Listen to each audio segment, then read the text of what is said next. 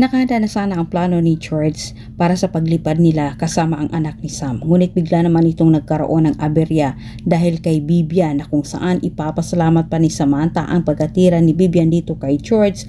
Malalaman niya ang lahat, ang masamang binabalak ni George. Patuloy naman ang paghahanap nila Galvan at Jericho kay Rebecca. Sinabi ni Galvan kay Jericho na kailangan umano nilang maunahan itong si Aurora dahil wala na siyang tiwala sa kanyang kapatid. Dahil ayaw ng tulungan ni Galvan itong si Aurora, napilitan naman itong si Aurora na magsumbong kay Barbara na sa pagkaakala din niya na ito'y kakampi. Napasugod bigla itong si Barbara sa mansyon ni Aurora matapos din siyang tinawagan ng maldita para pag-usapan umano nila ang tulong na kailangan ni Aurora. Ipinapahanap ni Barbara sa kanyang kaibigan itong si Rebecca, pero walang kamalay-malay itong si Aurora na si Rebecca ay nasa mga kamay na ni Barbara.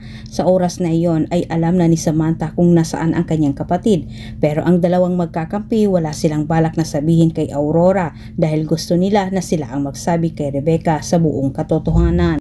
Sa kabilang banda, wala nang lusot itong si Vivian at desperado na rin siya na patawarin ni Sofia kahit napilitan din siyang aminin ang totoo. Ngunit depensa ni Vivian, siya umano ang pumatay kay Francis pero hindi umano siya ang mastermind at killer ng Palacios.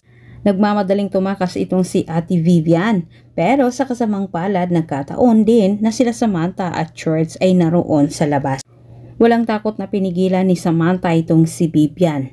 Sobrang galit na galit itong si Vivian dahil para sa kanya ay makukulong na umano siya kahit napilitan din siya na kunin ang kanyang armas at sabay tutok dito kay Samantha. Pero inisip naman ni George na kapag may mangyaring masama kay Samantha, hindi na niya makukuha ang bata. Sinagip kuno ni George ang buhay ni Samantha, hindi para mailigtas ito si Samantha kundi ang batang dinadala nito. Maraming salamat sa panunood.